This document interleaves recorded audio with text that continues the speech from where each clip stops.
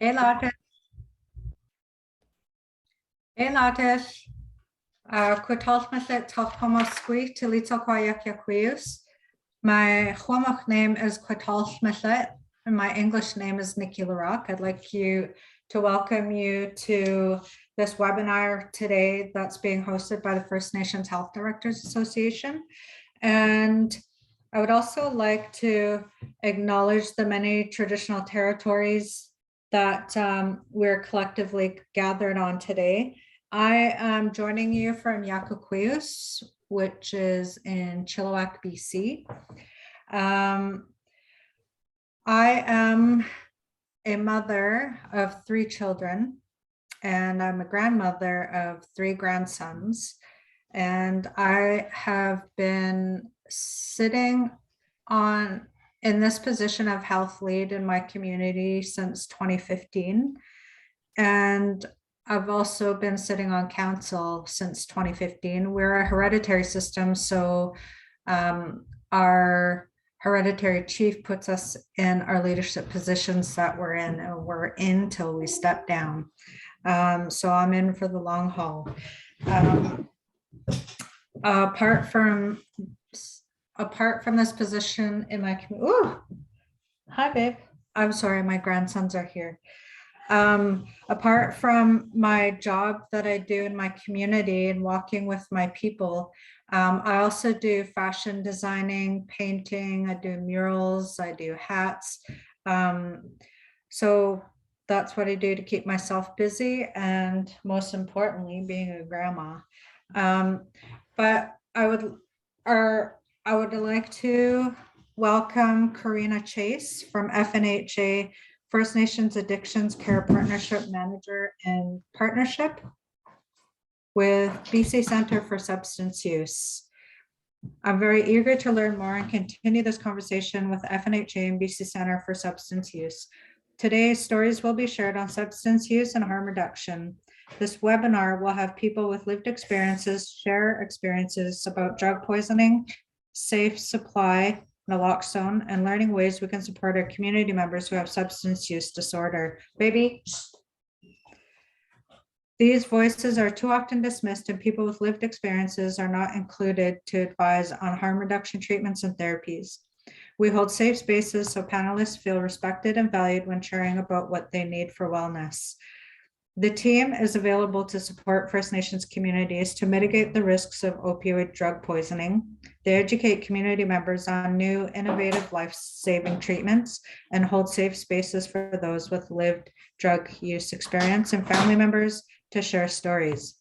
We're working to build capacity in the community by providing tools to destigmatize. I've never heard that word before.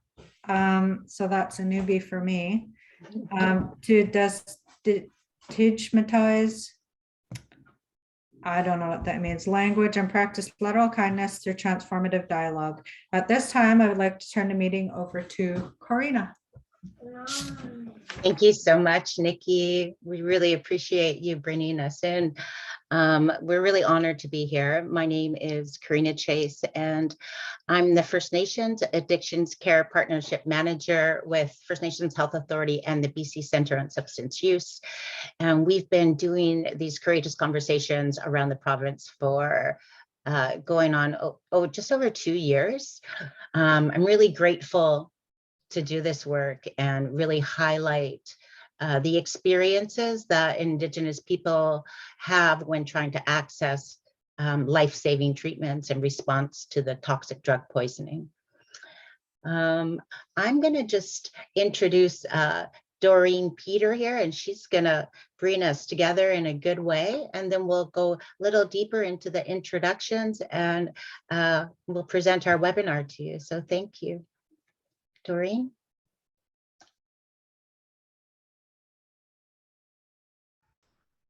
Hi, Corina, and thank you everyone for allowing me to be part of this today, and for all of your hard work that we're continuously doing each and every day. So I will open us up.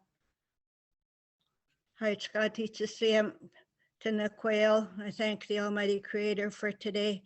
I ask the Creator to come down and bless each and every one of you, to lay his warming hands on you, to give you a little bit more strength, a little bit more courage to continue the work journeys that you're on at this time. And I always ask the Creator to keep your family safe while you are on your work journeys, so that we may be able to help all our communities in a much better way. I ask the Almighty Creator to bless everyone who is in need of his most special care and attention, to lay his warming hands on all the sick people, to give them the strength and the courage that they need. All the community members who are in sorrow, to give them strength to be able to stand up and walk forward again. Ask the Creator to bless all the people who are in the hospital, for their strength and their courage to continue on their journey of wellness, as we all falter when we get so sick. I also invite our almighty ancestors to be with us today, to help us, to give us that strength and that courage that we need to on this work journey that we are on today. This I ask of our ancestors and our almighty Creator. Haichka. Okay. Thank you, Doreen. That was really beautiful. And I just really felt those beautiful words just washing over me. And we do have a lot of people really suffering right now. And that's what this webinar is really about. It's about holding those safe spaces in communities and holding up the people that are struggling and giving them a place where they can share about what they feel they need for their wellness and how we can collectively come together to support them. I'm going to ask, first of all, Sakani to introduce herself, and then our beautiful elder to introduce herself, and then we'll talk a little bit about the webinar. So Sakani. Hi, everyone. I hope I don't cut out too much. I know my audio didn't work as well last time. Oh. It's a little bit of an echo. I'm not sure. Oh, I don't know what to do about that. What do I do? Do you have another speaker on? Do you have your phone or something on? No, I don't have my phone. Not even on right now. Maybe okay. It's yeah. It's really echoey. Damn it, I don't know what to do. Come back to me for a second, okay? I'm just gonna see my audio. Sure. Okay. Thanks, Sakani. Technical difficulties are something that we have experienced, so don't sweat it. Elder Doreen, please introduce yourself. Right, Squale again, everyone, and Alicia Tanias, Hosela Tanias, Penalachets Tanias, Vancouver Island. Good day, everyone. My given name is Alicia, coming from my late father's side, and the relatives, the ancestors before him, is where I have my given name. The name that I use now is Doreen Peter. My English name, Doreen Peter. I am a newly retired community health representative from Eoston Health Center, coaching tribes. I've been there for 31 years, and I've enjoyed every year of my work there.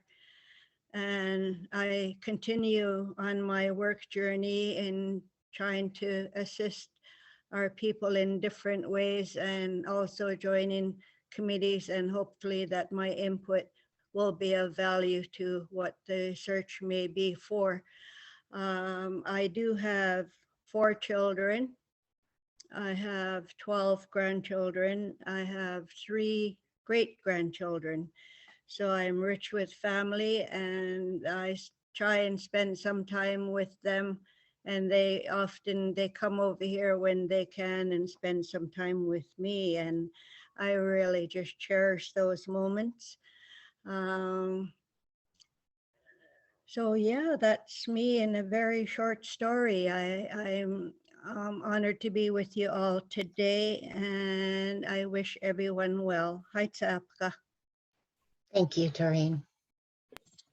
Okay. Yeah, go ahead, Sakani. Let's try it again. Is that a little bit better? I think I'm echoing because I'm in this like big giant living room. Oh, okay. maybe, is it really bad though? No, I think we can tolerate it. It's just good that you're here. Okay, awesome. Yeah, because I could jump on my phone too.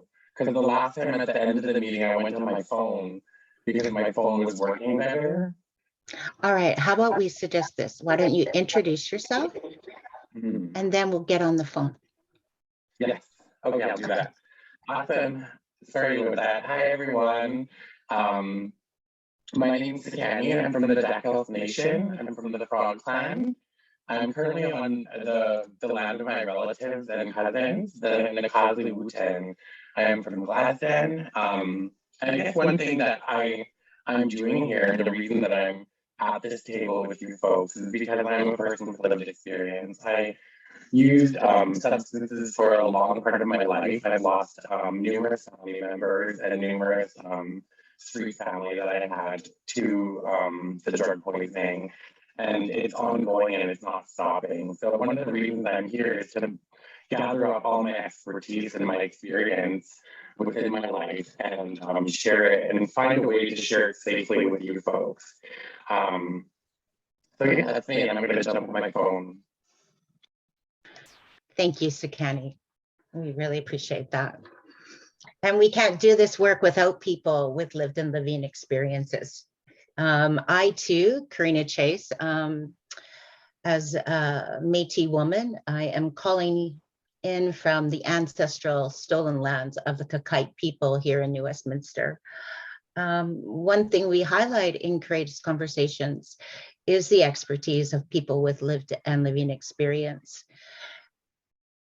And that's so we can be more inclusive and support people in their self-determination on their own wellness plan. And the idea here is to hold spaces for people to share. And it's really transforming the narrative about feeling unworthy or about feeling stigmatized or experiencing lateral violence as barriers. And trying to navigate through these things to access life-saving treatments. I do want to just say that, you know, this is an interactive session. So typically what we would do in a community is we want people to feel comfortable. And right now we'll ask you just to introduce yourself in the chat and what territory you're coming in from and kind of bringing us, you know, a little bit closer together in this circle, in this virtual circle. And the reason why we do that is because this content can be really hard. And I think that being vulnerable and talking about substance use disorder or chemical dependency, it takes a lot of courage. And it also takes a lot of courage for community members to show up and come into those vulnerable places about their own thought processes, their own thinking about substance use disorder, and really identifying some really strong beliefs. And why do we have these beliefs?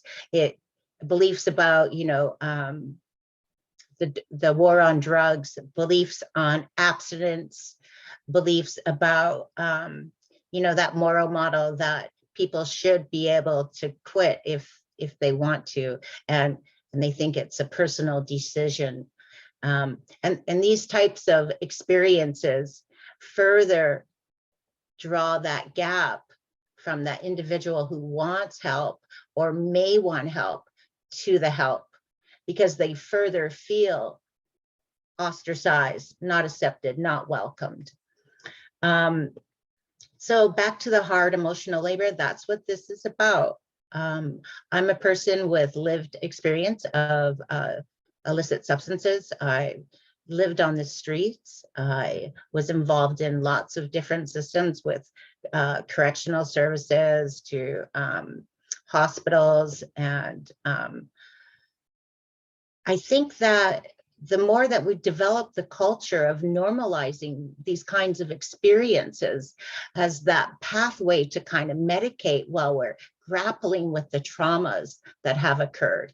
So when I talk about my own lived experience, I'm going to draw on that environmental issues. Is, you know, I grew up in a really challenged home where my family members were also alcoholics and drug addicts, and we experienced poverty. And we were taught, this was a belief system. We were taught what happens in the home stays in the home. And so we weren't into the culture of asking for help. And at the time, we didn't even know. But I took those traits and those coping mechanisms, and that didn't stop until I was in my early 30s. And what we're going to talk about are the pathways to that wellness, and really looking at your own communities about how we can integrate people with lived and living experiences to help support the harm reduction strategies that you have in the community, or how can we heighten that work, because it gives the person purpose, and it also connects them to community. And also they take that information back to the other people that they use with or they engage with about some places of hope, love, and understanding and compassion. All right, so this is the second webinar. They typically are two-part sessions. The first webinar that we held 2 weeks ago talked about what is stigma. It talked about structural stigma, talked about social stigma within the community, and it also, we talked about that self-stigmatization.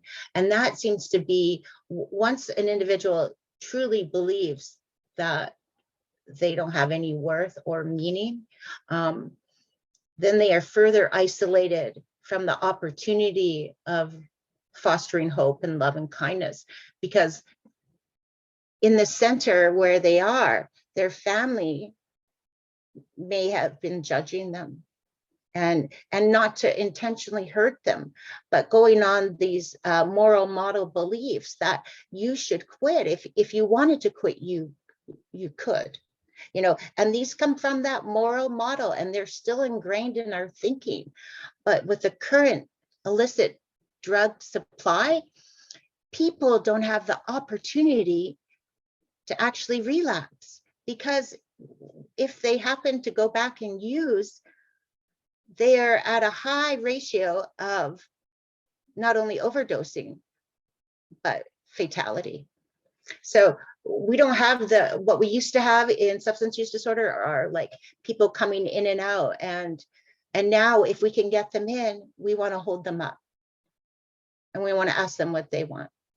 With that safe supply, if that's methadone, Suboxone, or maybe they do want to be abstinent. Maybe they want to just immerse themselves also into the AA or NA, but we leave it up to them without trying to assert our own perspectives too much that haven't worked and aren't working now. So I know that we'll just recap a little bit. So I'm going to ask you, Sikani, tell us about, you know, I'm talking about family and stigma, and I'd like you to share about your experience with stigma, just with your immediate family and how that impacted you.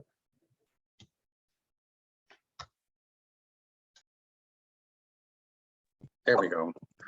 Awesome. I know how to unmute myself. Sorry, I'm just having some trouble here arranging my camera, and I hope this audio is working better now. Did I lose everyone? Yeah, it's working perfect. Okay, awesome.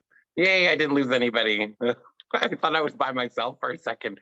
For some reason on my screen, all I see is like the main screen and then my little screen, and they're both got me in it. But anyways, sorry about that. So my own experience with stigma around my family, I feel like it's not just my own experience, it's a lot of our experiences, and it's like really, it's got like some deep roots in a lot of our communities. So one thing I did notice with my own family is that at the beginning of my drug use, it was exactly what Karina said. It was that tough love, or that pull yourself up by the bootstraps kind of mentality. And they often, you know, like some of my family members would say things like, oh, well, I lived through so much, and I get that. I understand that. I have deep compassion and empathy for them, for what they've lived through, and they'd say things like, oh, we had to work so hard, and we had it so hard back in my day, and you know and we didn't have as good as the social system as you have today to fall back on, and you know saying things like the system is enabling my behavior, and the only thing that the harm reduction spaces enabled was my safety and my well-being. I'm very privileged and lucky to have lived the life I have and to be alive. I remember I was doing survival sex work for my drug habit, and I was alone all the time.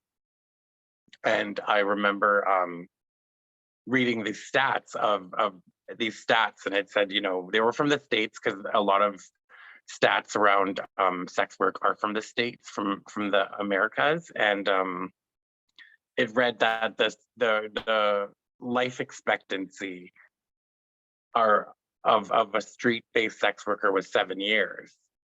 So I remember at that 7-year mark, I was like, oh my God, something bad's gonna happen. But then I looked back and I was like, oh, so much bad has already happened. And the only thing that when I would go to the drop-ins or to these spaces that were kind of designed for someone like me, I noticed how much the workers cared and how much they would want to connect with us, and how much they didn't judge us.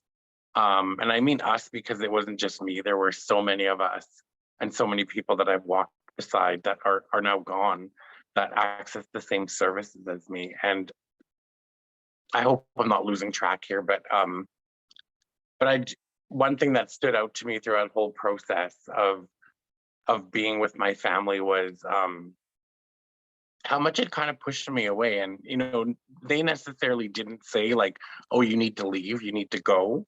I wasn't doing anything directly to them to harm them. The only thing that pushed me away was the moral judgment, the judgment of, if I can do it, you can do it. You can pull yourself up by the bootstraps. I feel like that's a huge, a very common mentality of some folks that have lived through a lot, like residential school. And I get that, I understand that. Like I said, I'm not trying to compare my experiences to theirs, but not everyone can go through that and come out the other end and like just pick ourselves up by the bootstraps. Not everyone can do that. I'm sorry, Karina, I think I'm kind of lost right now. No, you're not. And you started off with your family, but you took a little deeper dive into differentiating people. And I want to say that, yeah, like some people do have the strength sometimes to, get an idea, maybe behaviorally, to stop drinking or stop smoking. And they might not have issues or struggle as much as another population who tends to go in and out and fluctuate back with substance use and then trying to abstain. And then we have individuals who actually need harm reduction medication for the rest of their life. And I have a brother who, he's a tradesman, and we come from a really hard, broken up Métis family, and culture wasn't necessarily wasn't highlighted. It was more shamed in my family from my mom. And he's currently on methadone, but he had a breakup with his marriage, and he has 3 daughters, and he fell into a depression. And he does struggle with mental health issues, and also PTSD from childhood trauma. And it's hard for him. And so, my father just kind of degrades him, saying that he's lazy and he can't, and he just always highlights the things that he's not doing. And I keep on trying to reframe. So that's what we do in the conversations. We reframe for people. So yeah, you know, Dad, he's struggling because he has depression and he needs love and support right now. He doesn't need your judgments. And what's interesting is a lot of the internal messaging that my brother gets from my dad is just so heavy because of the dynamic, the long dysfunctional dynamic between them two. So there's a long history there of stuff. And so words are so important. And how we treat people is critical if we're trying to show that we actually care, because people can hear your words, but it means more when you show up and you listen, truly listen. Don't come in with your ideologies about what you feel they need. You want to park that, because then your intention will be your intention. And the idea is we just want to listen and learn. An interesting, some interesting work that Doreen has been involved with Cowichan. It's just really beautiful about how the community came together. I'm going to let her share the story because she's so eloquent. But the story is about, they have this outreach elders program. And Doreen, when you share the story, I want you to highlight some of the stigmas and shame that you guys had to navigate through to really see that these people needed culture, as opposed to, you know, not providing support.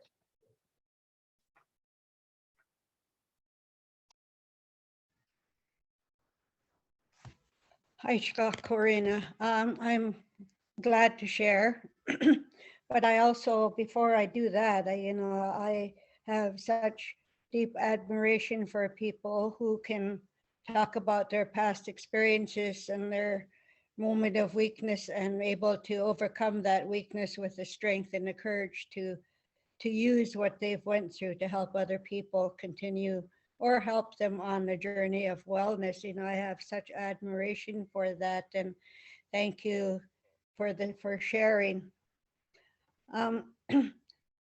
As I had stated earlier, that I was working with my band, my Cowichan Tribes on Vancouver Island for quite a number of years, but in one of the I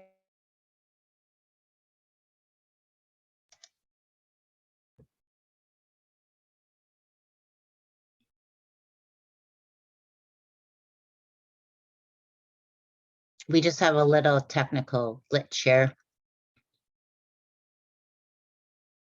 and Skull, Oh, and we had the opportunity. Elder Doreen, I'm sorry to interrupt you. We missed about 2 minutes because we were in a glitch. I'm sorry. Thank you. It didn't show on this end. Usually it shows me when it's gonna disconnect me for a while. But I was sharing that I was sharing my admiration for the ones who are able to use their own life experiences to be able to move forward on a wellness journey and to be able to help others on with their wellness journey. And then I had also shared that through my experiences working with my band, Cowichan Tribes, over the many years that I've worked with them, I was working with a program we call the outreach program, where we would bring services out into the community versus people coming in to participate in programs offered by the health center. So, and one of them was the outreach lunch, where we provided just a simple meal. But at that time, it allowed us to engage with the participants and get a good feel of what the needs might be, whether it was in some nursing attention or we just able to provide resources there that may be requested or we felt may be needed, whereas they may not come into the health center and ask questions.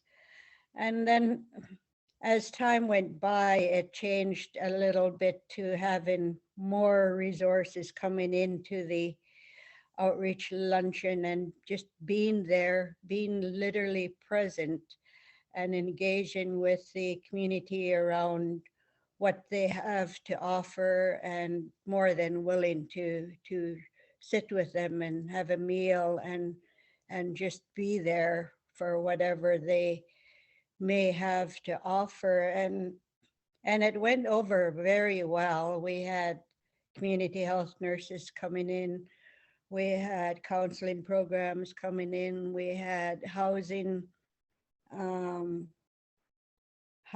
come in and be a resource for what may be available out there should someone be actually looking for a permanent housing place to settle. And we had dental coming in, which was greatly utilized, because dental care is very costly. So that one was well received. And we, the resources that were present were,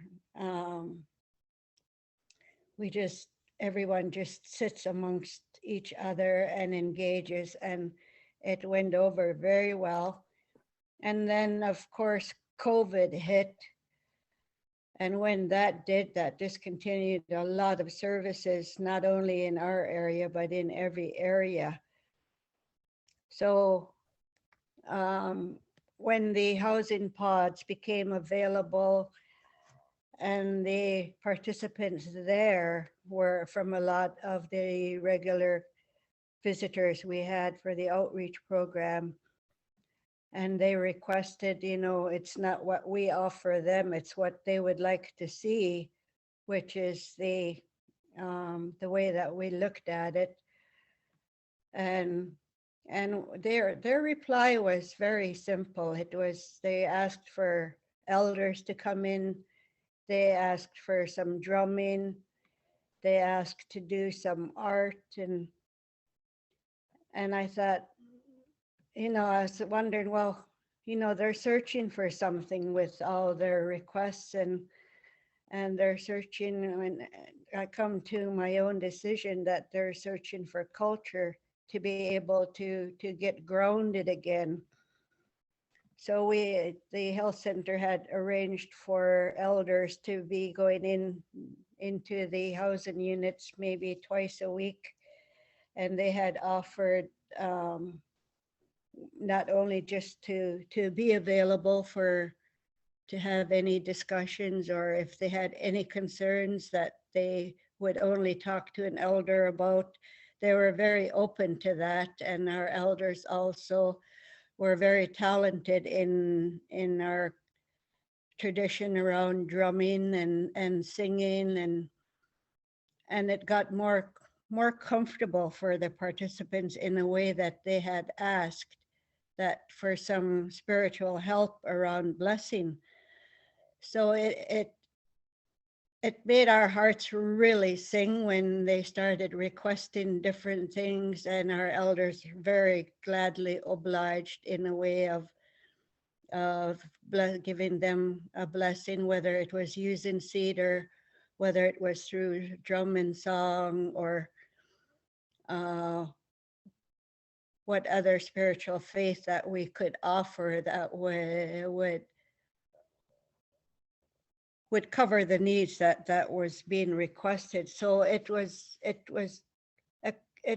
really accepted, and I was more than happy to continue that. And as time goes by, trust develops over time, and pretty soon they were engaging with our elders in a way of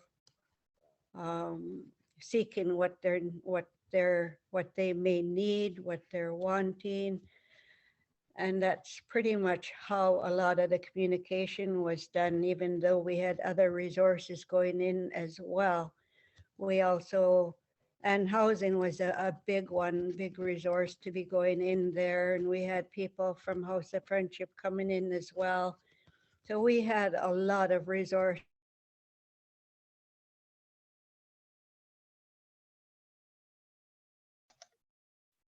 Oh, we just lost your volume, Doreen. Oh, she's glitching.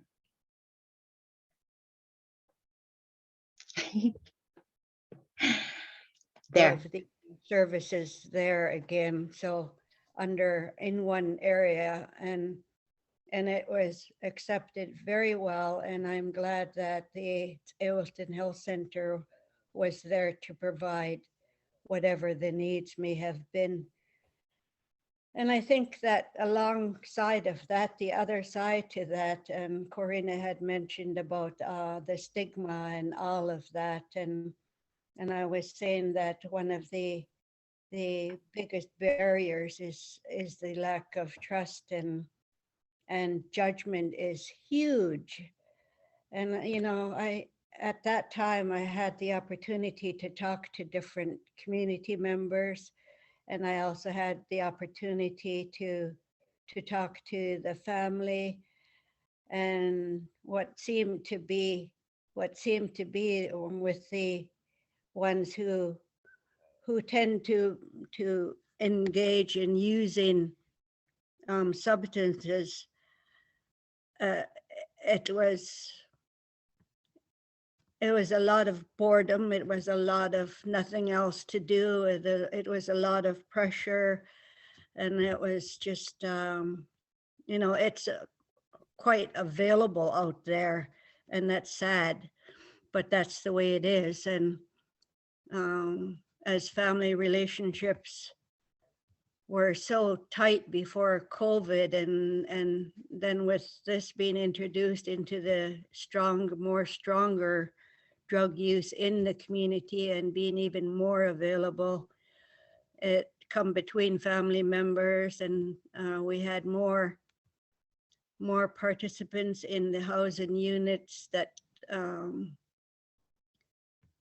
felt like that they were being pushed away from their families because they got into the drugs and were become users. And then the other side of the coin to that is the families who are unable to put up with the actions of the user. So that leads to family breakup, and it leads to a lot more problem. So judgment is huge when it comes to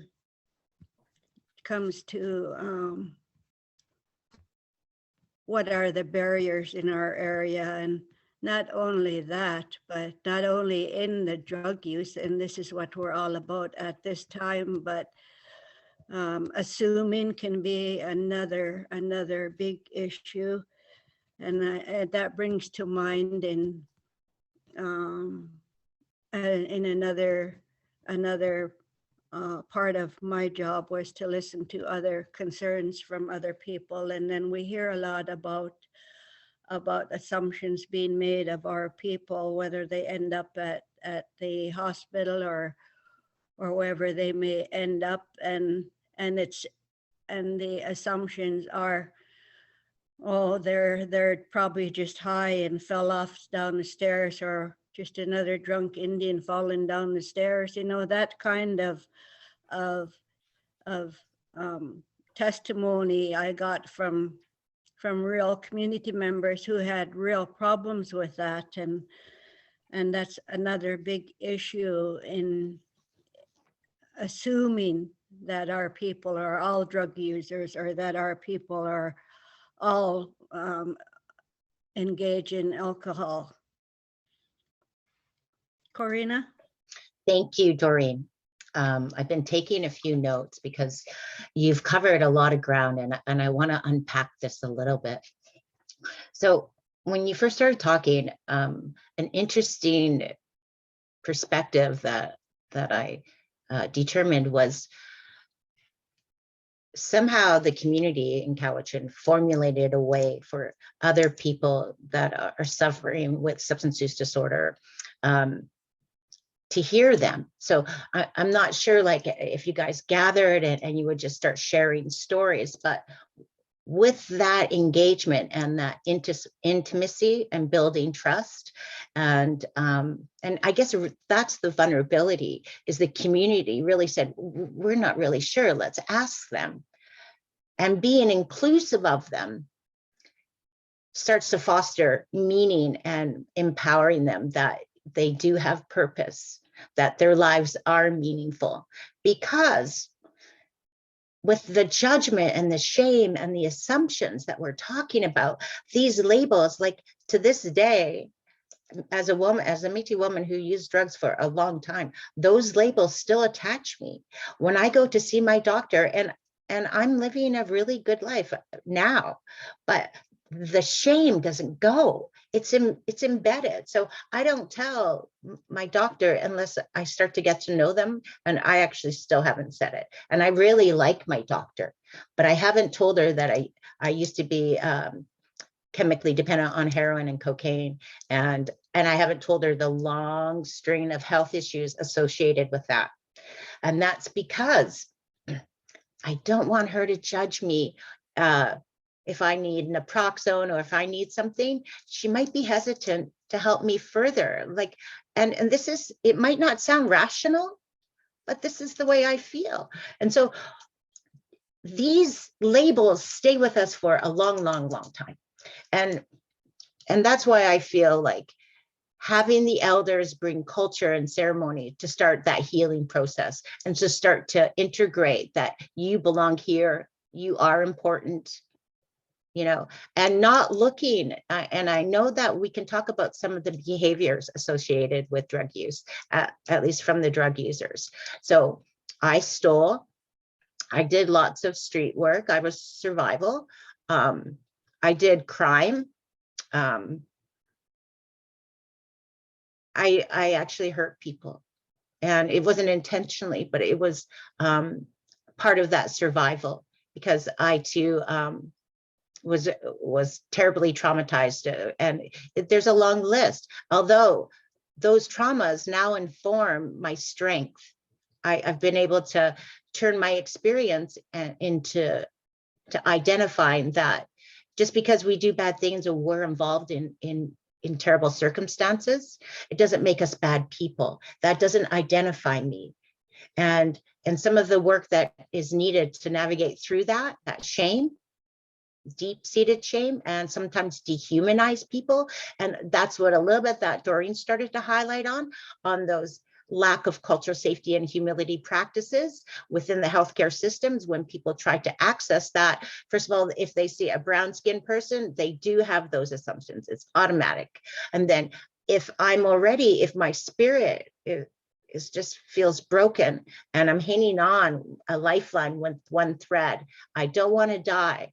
But if I use the illicit substance use that they have right now, the substances, there's a great chance I will die. So what we're trying to do is to inform people, yeah, you might have these labels, but we'll carry these with you and we'll unpack them together. And ultimately, we're here because you are important.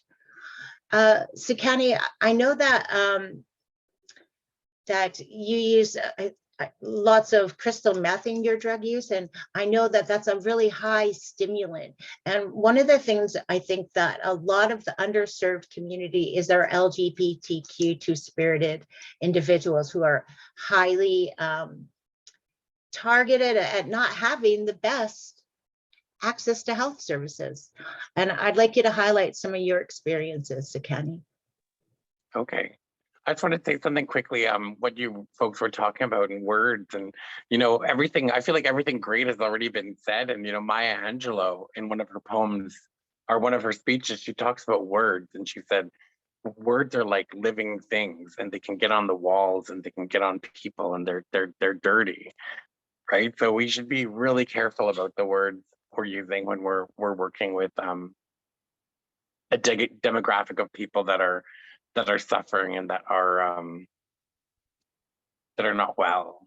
But anyways, yeah, I just wanted to say that because it really inspired me what you all said, and I thought of that, and I was like, oh, that really is true, you know, it's so true, the words.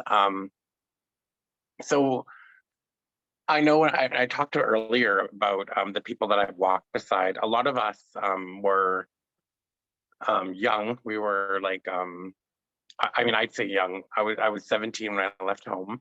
I didn't start doing survival sex work till I was 18. And all the people that I was with, we were all the same age. We were 18, 19. We were all mostly trans folks who I hung out with, trans and gay Indigenous people. And one thing that really struck me was that we all had the same experience. We all felt like we weren't accepted, or that we were like outcasts from our family. And not all of us were the same. Like, we weren't all like, they told us to leave. It was like a slow progression to where we had to leave for our own safety and wellness, and hence be cast out into the street.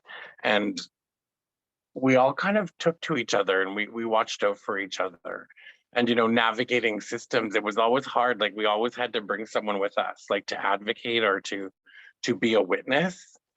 So, and I mean everywhere, like to the doctor's office, to go to the what do they call that? It was called the Gathering Place in Prince George, and it's like a drop-in center where they have like showers, they have wraparound services, they have showers, they have laundry, they have meals, they have like low-cost meals, they have like a workout room, a pool room, and all these things you could use for, I think it was $1 or $2 for a year for a membership, which was like really extremely affordable.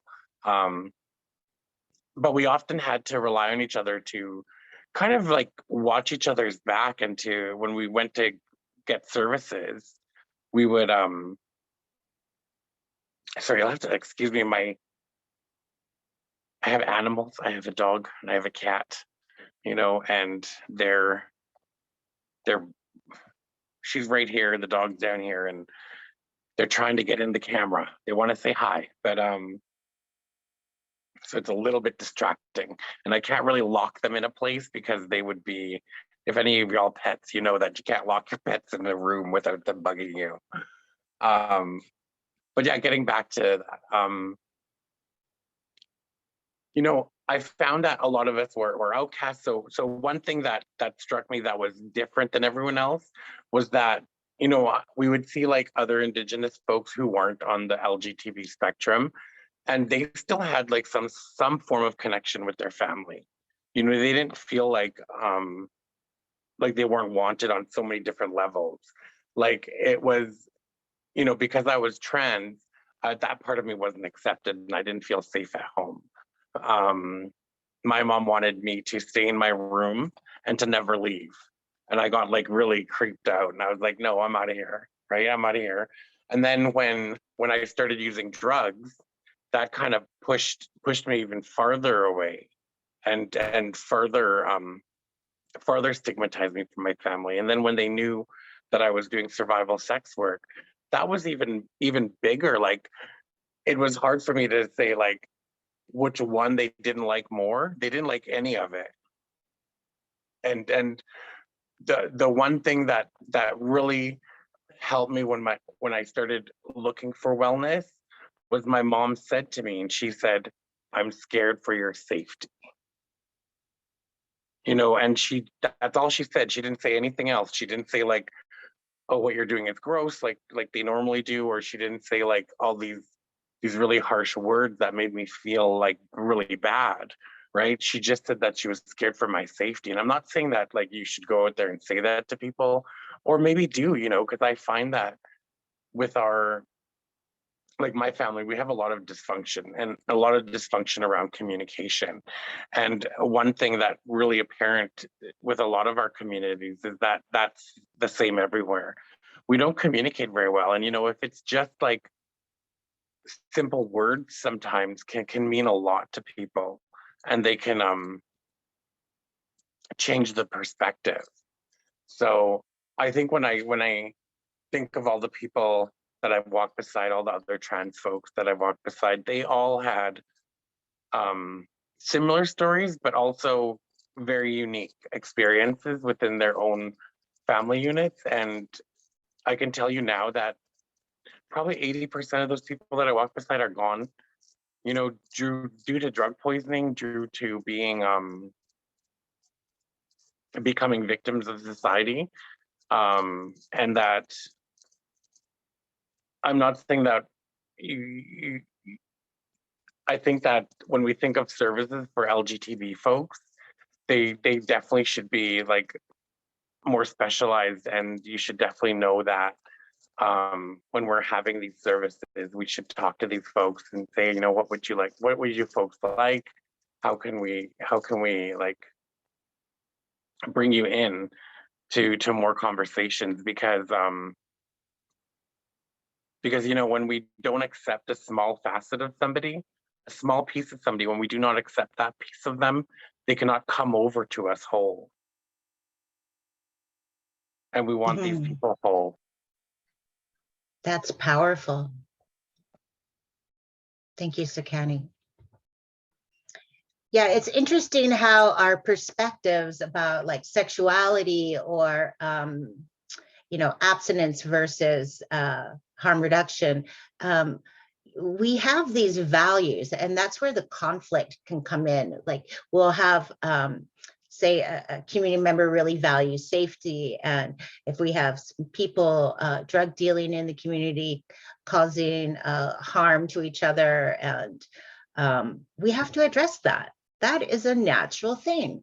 Now, I think that how we address it, maybe those are some of the things that we can start to change, as opposed to something that needs to be dealt with. We can have a conversation about, you know, restorative dialogue that helps to promote well-being for every individual, to be inclusive of people who will be on substances for the rest of their life. How do we support them to access the therapies over at the pharmacy? How will they have transportation to see their doctor once a month? And also naloxone training. We know that that's really important. We also support people in using the Brave app. It's an app that people can use when they're about to use substances, and it specializes to determine if that person actually does have an overdose. Then there's a system in place where somebody nearby can call them or call 911 for emergency services. Now, that does have limitations on the rural and remote communities where EMT services are quite far away. So there are ways that we can collectively have people with lived and living experience identify who a safe person is in the community. So in my family, I think my mom, I think, was my biggest ally, but also we had this turbulent relationship, and I blamed her. I used to blame her for everything. And then, and I realized that I was blaming her, but she didn't do anything intentionally. And I carried that for a long time. And in my adult life, I'll share a story with you. I was so ashamed about myself in drug use. I ended up moving to Toronto. There was some violence that occurred. My partner was murdered, and it was like gang violence. And I was in Vancouver, and I was a little scared because I didn't really know anything. And the lifestyle can be, for women, it's very, very hard. And that's because I already came in with an empty cup. I had all this trauma, and then I had sexualized trauma from the streets, multiple wounds, and like I don't want to get into lots of the details, but I'm going to invite you to think of things that might happen. They happened. So by the time, and I think when my partner was murdered, I was just like 19. I'd already been my own since I was 16. I went out to Toronto, and I said, I put some space between my family. And I was on the streets in Toronto, and a police officer, she called me over, and I knew I didn't have any warrants or anything. I mean, it wasn't like I did anything that was especially bad. Like they were all misdemeanor or light charges, provincial charges, not indictments. So mostly for prostitution, failure to appear. And there's a segue that I'd like to talk to you guys, the health directors, about people who are chemically dependent, who also get intertwined into the penal system, and usually on charges that could have been managed through restorative justice practices, but are highly underutilized. And then that's the gateway into segregation and corrections. But for me, the officers did a background check on me, and my mother had put a missing person report on me. And I hadn't talked to my family in 2 years. I probably weighed 100 pounds, and I didn't have any friends or family there. And it was like this self-destruction, but I didn't want to go home with the shame. So I wanted to spare them about watching me slowly. And I felt like I had given up. Like if I had passed away, I think I was okay, because I hated myself. So the officer told me, your mom put a missing persons report on you 2 years ago. I started just sobbing and sobbing. And in that moment, that connection, that tie that we have with that family, that just came strong. And so I ended up calling my mom, and I eventually did make it home. But if that one call didn't happen, I had still, I don't know if I would have made it. And I think that the importance of love and compassion, and don't pretend that you understand, even if you are a person with lived experience. Because I don't understand Sekani's pathway, and she doesn't completely understand mine, but we can share, so we have a mutual understanding, and you can walk in my shoes. Yeah. Doreen, I know you touched a little bit about cultural safety, humility, and racism, or a lack of cultural safety, humility, and racism within the hospitals. Can you share that experience where you went to the hospital and there was the woman sitting in the like the sitting room there, and just share about what you had witnessed from the hospital staff towards that woman?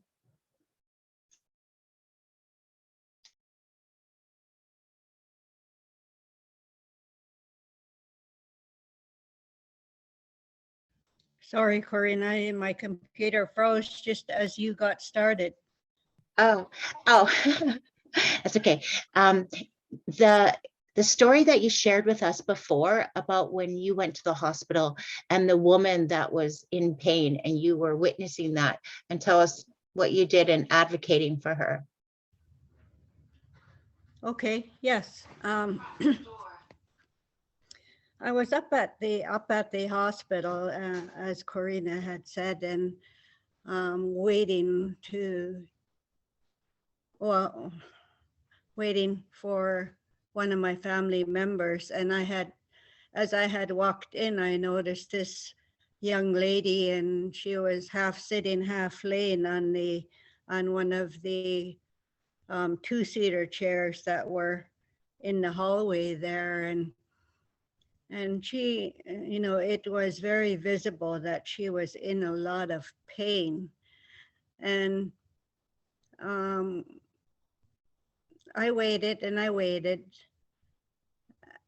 And I don't know how long I waited, but the young lady was there before me, and she was still there when I left. So before, I stopped and I talked to the young lady, and asked her a couple of questions, and she really even had a really hard time answering me. So I went over to the nursing window and I said, I came in for services some time ago, and this young lady was already here, and she was in a lot of pain then. and she's still in a lot of pain. I said she's going to fall off that chair if she's not tended to. And I said, I really need somebody to look at her. And the nurse was saying, oh, well, we do have to go in order and things like that. And I said, well, she's not going to be able to wait too much longer by the looks of it. So it took a little bit of doing, but they finally came out and just had to take one look at her, and bang, they put her in on the stretcher, and they wheeled her into the emergency room right away. But if I didn't say anything on her behalf, I don't know what would have happened, because she was really in a lot of trouble at that time. Yeah. So I was just glad that I was able to get them to look at her, and I wasn't about to take no for an answer, because in my job, that was one of the things that I did. I did a lot of advocating for my community members. Yeah. Thank you, Doreen. And I really wanted to highlight this as an entry point for people in the health systems to really understand the complexities that people experience. So we have stigma and we have lateral violence, which is really hurtful for people who use substances. It's hurtful anyway, but for people who use substances who might not have the capacity to navigate and advocate for themselves, we ask that communities start to look at individuals who might not have capacity and start advocating with them. And how we can do that is start to cultivate these really safe spaces and asking them what they need, and then finding that pathway to support them in consultations with physicians or also with family members. That woman that was seated, that Doreen identified on those two chairs in the hallway, that's the image that happens so much. And then a lot of times they will leave, they won't come back. So those have serious impacts. You know, we have 25 minutes and we've been talking a lot, and part of the Courageous Conversations, like we mentioned at the beginning, we would like to have a question and answer period. And there is a question, and it's from Nikki, and it says, the fine line between being a loving mother and enabling. It's very true. But how do you know when you're enabling and when to stop? And so I think this question is around having either, you know, a child that's chemically dependent. And I think that it's really hard to say that. First of all, as a parent, we sometimes feel like that we could have some kind of responsibility in why our child is doing this, that somehow we might have did something wrong. And so that's something that that's innate, I think, as being that maternal. And then we love them so much that we're scared, so scared. If we have somebody that's in active use right now, yeah, that's a reality that you could be getting the phone call. We lost my niece 3 months ago. She was a young woman with 2 little girls, and she witnessed something really violent.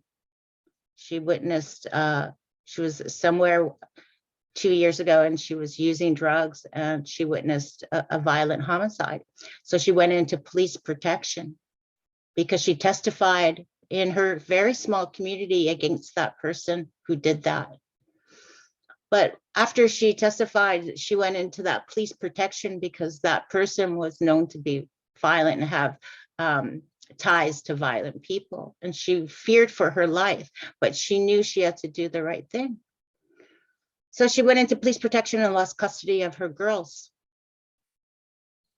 Yes. So the system isn't necessarily designed to protect people, and they don't always have the results that we're looking for when we do the right things. As a result of the pain and suffering, my niece did lose her battle to substance use disorder, and she passed away. And my sister-in-law now, for her healing, she's doing spirit baths. She's a medicine woman too. She's been doing a lot of things to look after her wellness, but it doesn't take away that void that we have. And so people don't need to necessarily feel that they don't belong just because they are using in our family, but we have to have structure, safe boundaries, and we have to be clear about that. I think if I could support, like I talked about my brother, he's on methadone. He said Suboxone doesn't work for him. He just recently asked to go up on his methadone after him and his partner separated and are now divorcing. But what I found interesting is that psychological pain and trauma, what triggered him feeling like those abandonment issues that he had with the child, I think he was still re-experiencing because we have complex trauma. So he internalized, I need more methadone. He wanted to go up 35 mils, and he had to really advocate. But they just didn't understand or take the time to unpack with him what's going on in your life. And they didn't make the correlation that rejection from his wife and the divorce or the separation and now divorce, that hurt him. So I think a lot of people go through those experiences in different ways, where the part of our brain that can identify hurt and pain, it kind of opens up and we go back to those old pathways to self-medicate. And if we don't have in place structures to support that person and to identify this would be normal, then and we're missing the mark in helping people. I don't know. I don't think I really addressed the question, because I don't think there's necessarily one answer for codependency. I took a codependency course. I knew when I was enabling my ex, but I had to learn why I did that. That behavior I learned because as a child, there was dysfunction in my home, and I started being the caretaker of my family members and my parents. So I was extremely codependent. And in Kamloops, I ended up taking a codependency course, and it helped me see those things in myself, which are just gifts and teachings. How do we help other departments understand advocacy when privacy and confidentiality is highlighted as a barrier? All right, Tiffany, I wonder if I could ask you a question about this. Yep. Okay, great. Okay, so let's unpack this a little bit more.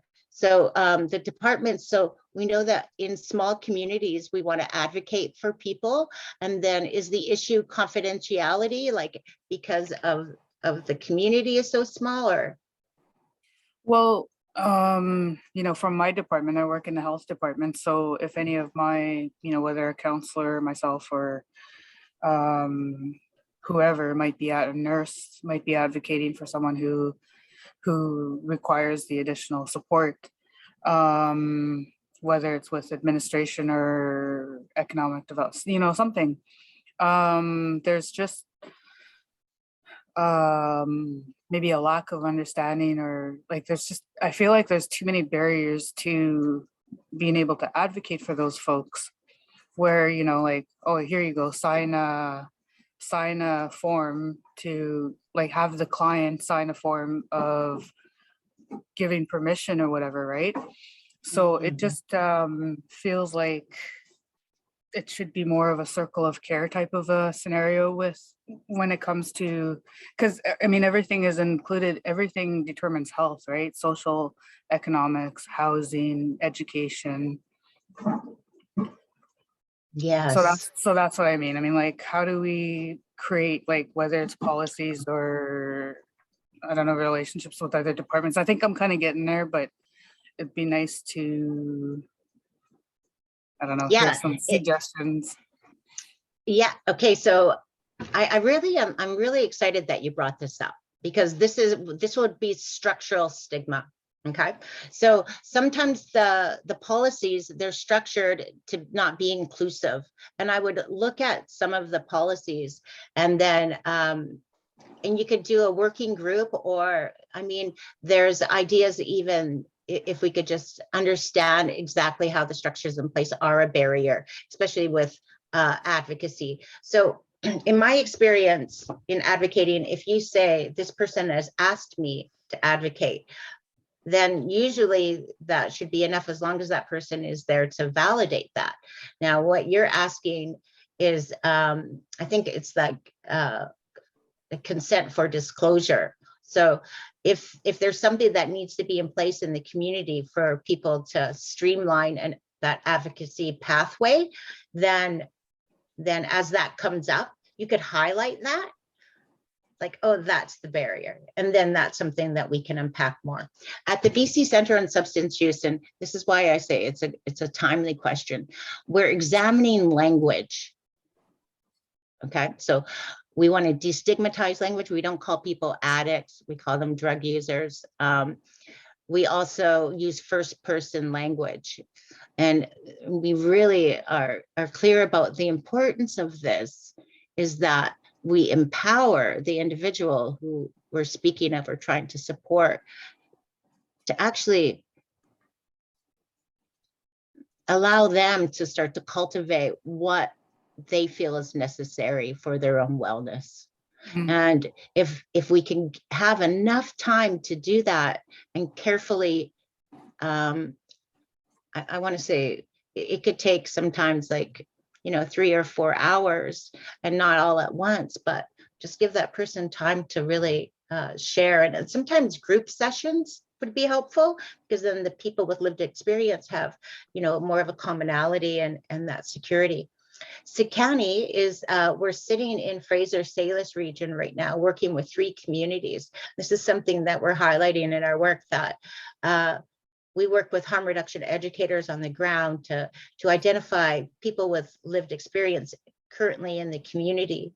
And then we hold them up to formulate an advisory council of lived and living experiences to support these 3 communities in how they can offer these harm reduction practices in ways that are well received, and really acknowledging the people with lived experience for their contributions to that work.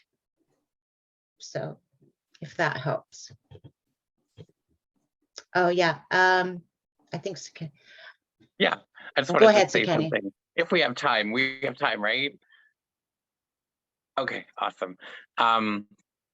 So yeah, I think that this is a really complex issue, especially when we look at our communities and we know that, a certain, 50 or more % of them are struggling with effects from intergenerational trauma. And it's not just drug use, it could be abuse, it could be codependency, it could be lateral violence. There's so many things that we're struggling with. And I can share a little bit about like the structural stigma that's going on when I look at my own community, because I feel like we're reflections of each other.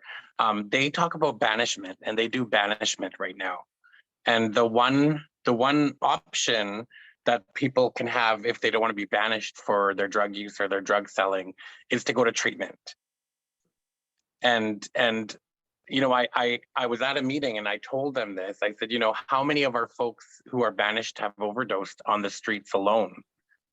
I feel like when you bring in the other department, and the health department wasn't even in this conversation. I feel like this is a health matter, and it's an everybody matter. Like the whole band should be able to be there at this meeting and to talk about what we do for folks who are struggling. Because, one thing that wasn't mentioned in that whole conversation was that like the blame was always placed on the person. And one of these conversations we have in our previous conversation, courageous conversation, was that a lot of this blame is due to the effects of the intergenerational trauma that we're all suffering from. And that's the real place to place blame. It's like, okay, we're going to start there, and we're going to work to bring safety and to include this person who's being banished or who's struggling. Just get a note of attended meeting. Oh, sorry, somebody isn't muted, and if you could The just please attendance mute meeting. yourself. But yeah, if we start from there, I think, and Karina's so right, like bring these folks into conversations. And it really struck me, because it really struck me, that whole conversation around banishment and people who use drugs and stuff. And we have a membership of 1,700 people in our band, and they tried to pass a motion with 50 votes, 50 people voting out of 1,700. And I thought, this is criminal. You know, I spoke up, of course, you know, I have to, I'm not a quiet person. And I find that if I remain quiet, people will die in my silence. People will die in my silence. And, you know, we can't afford to lose any more, and we can't afford to like hold these, like the banishment, and someone mentioned it, that it's an ancient, you know, kind of like way of our community dealing with people who are problematic.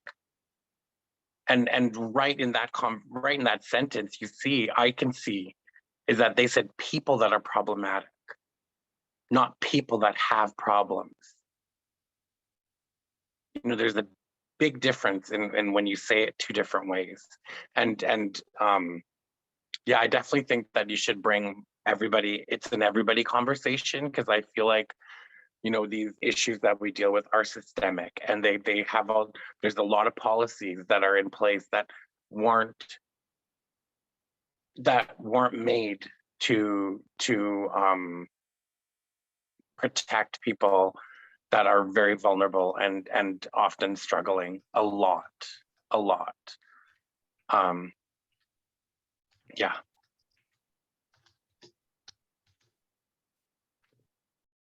Thank you, Sakani. So I've just put my email into the chat. If you would like to have conversation about the possibility of hosting a courageous conversation in your community, you can just email me, and we can just start some preliminary conversations. I'm just gonna see if anybody else has any questions or comments.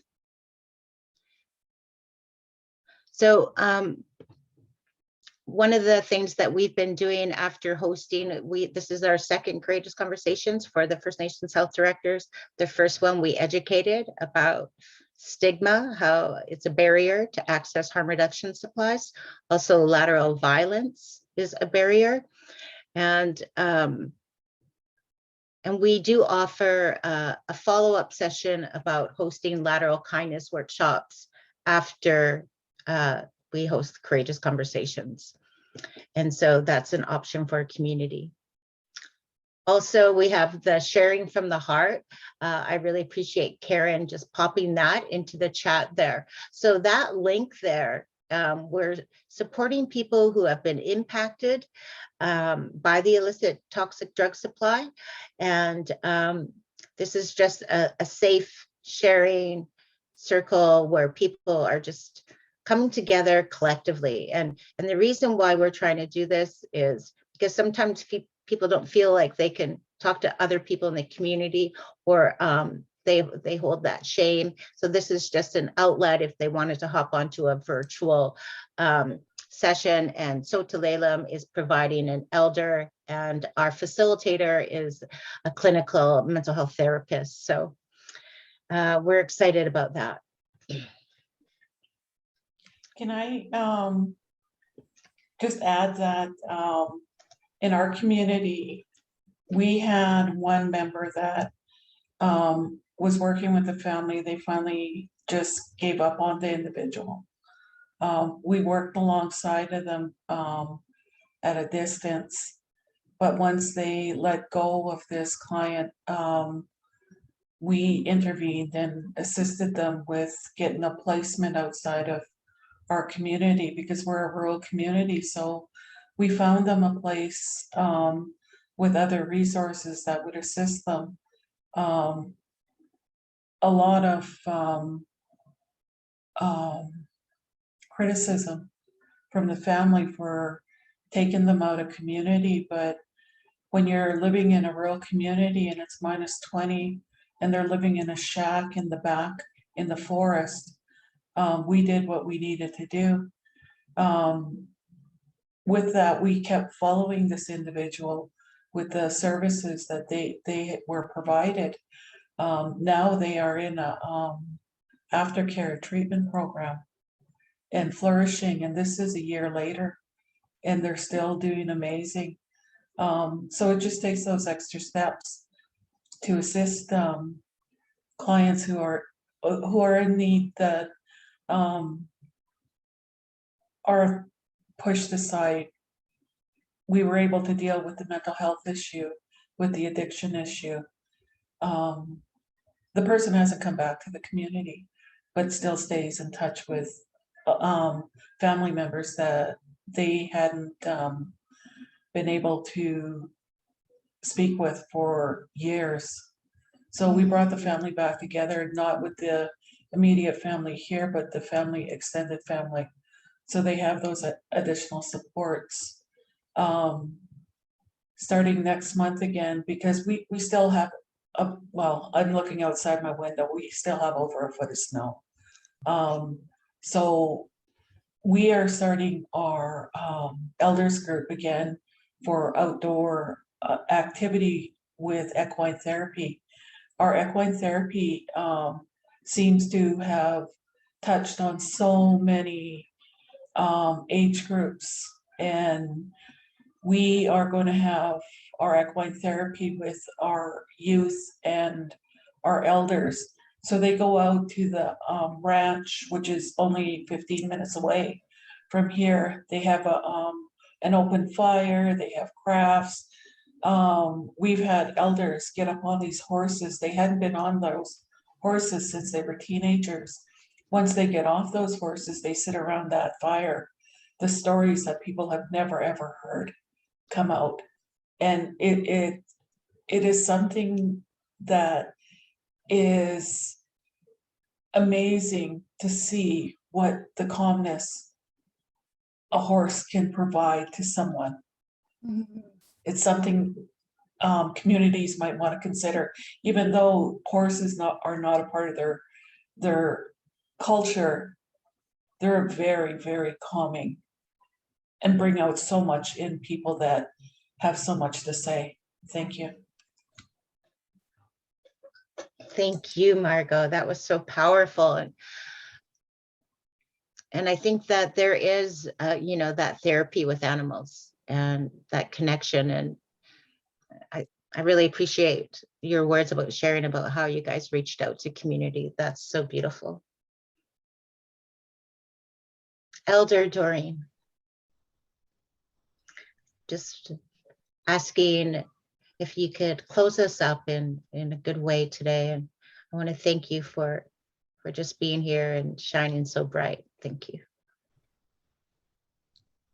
Rachel, Corina. But before I do, I wanted to talk about exactly what Margot was sharing around what culture is all involved with culture. And in the previous video, I had Corina share about the one-liner that culture is nature, nature is culture. And I wanted to expand on what I felt. Not everybody may not have the same feeling, but to me, when we went out into the community and asked, well, what would you like? And they come back at me and say, this is what we want. And they had asked for drumming, they had asked for elders, and they had asked for brushing. And that made me believe that they're looking for their cultural roots again. So I embrace everyone that is involved in culture in any aspect of whatever programming that may be delivered or going to be delivered. It's culture is really powerful, and if that's what they're asking for, then by all means, in whatever way you can to offer it in any of the programs. And And when I think of culture, I think of using water. You know, we go up to the mountain for spiritual baths. You don't have to go up to the mountain. You can say that same prayer under the shower. I think of using the cedar boughs and using all the gifts that Mother Nature gave to us in the way of slachen, which is medicine, and using all of what she has offered in any way that we can use it. And whether it's for a brushing or whether it's for an ointment or whether it's to drink, you know, that also comes from nature. And I think about all the gifts that the animals give us. They give us their not only feed us physically, they feed us spiritually, because we use their hides for all the drum making, and that itself is huge. You know, I had in a meeting with an elder just before this one, and he said that drumming and singing is medicine. So, you know, that's another part of culture, is nature and what community members may be looking for. So I just wanted to end with that before I close us with a prayer.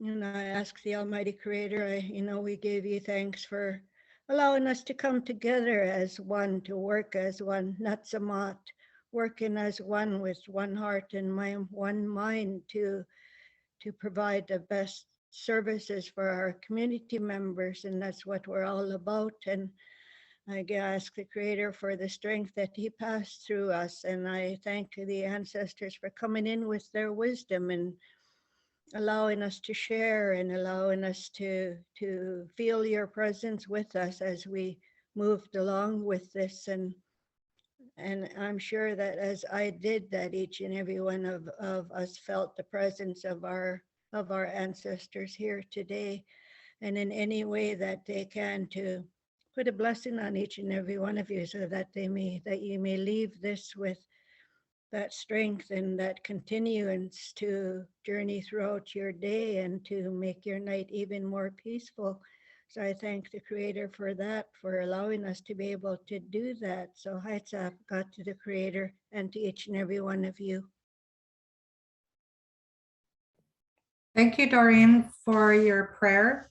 And also thank you to Karina and Sakani for sharing with us today and helping us to understand a little bit more, and opening our minds to really wanting to learn more about this topic. It is tough, and we do have it running in our communities. And I do myself.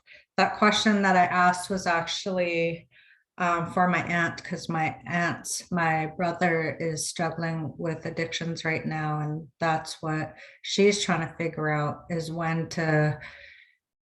she doesn't want to enable him, but at the same time she just loves him so much and just wants him to be okay. So I actually have another meeting to get into at 12. So I just want to close off with saying, on behalf of the First Nations Health Directors Association, I'd like to extend our thanks to Karina and everyone that shared their incredible journey, for taking the time to lead us through this important conversation. Thank you to everyone for participating today. And I hope you all enjoy the rest of your day and stay safe. Thank you so much, everybody. Thank you, Nikki. Thank you, Karen.